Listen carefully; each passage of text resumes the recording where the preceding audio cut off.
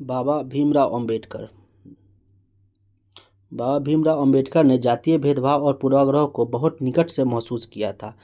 इनके जीवन का उद्देश्य दलित उत्थान की भावना से प्रेरित था। वह दलित समाज को समानता का पूर्ण अधिकार प्रदान करना चाहते थे, न केवल कुछ छूट या किसी प्रकार की सुविधा। भारतीय जातिगत समाज में दलित वर्ग के सम्मानपूर्ण स्थान दिलाना अंबेडकर के लिए अधिक महत्वपूर्ण था। सामंती दासता से वह प्रबल विरोधी थे, अतः उन्होंने दलितों को शिक्षित होने का आह्वान दिया एवं दलितों के वैधानिक और राजनीतिक अधिकारों की मांग रखी।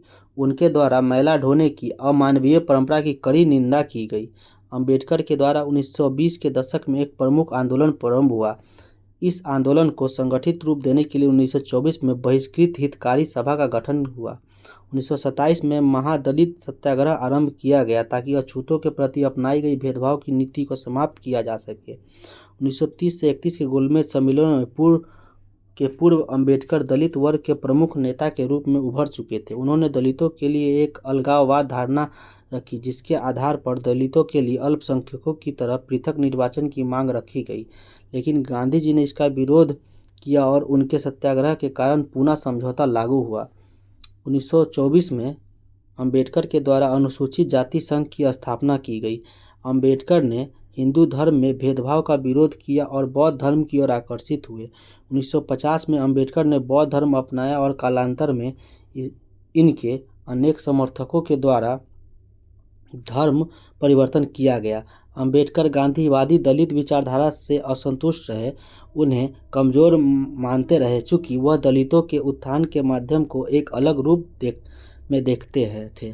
आज भारत में जिस दर्शन को लोकप्रियता मिली है वह समता, भाईचारा और आज़ादी पर आधारित है।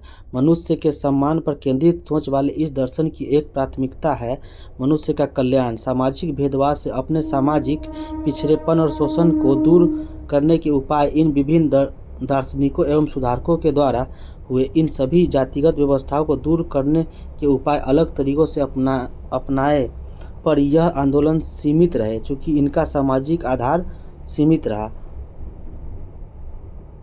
आज हमारे समाज में जिस संरचनात्मक परिवर्तन की आवश्यकता है उसकी पृष्ठभूमि इन आंदोलनों ने तैयार की, ताकि जाति विरोधी संघर्ष को आगे बढ़ाया जा सके, जिससे एक सुदृढ़ शोषण हित मानवतावादी समाज की स्थापना संभव हो। 1924 में अंबेडकर ने बहिष्कृत हितकारी सभा की स्थापना करके दलित मुक्ति आंदोलन का बिगुल बजाया। अंबेडकर के द्वारा जाति उन्मूलन के उपाय किए गए। उन्होंने मनुस्मृति को नकारा, चूँकि वह विभेदकारी दर्शन पर आधारित थी और जिसके द्वारा समाज को एक श्रेणीगत व्यवस्था में बांट दिया गया था।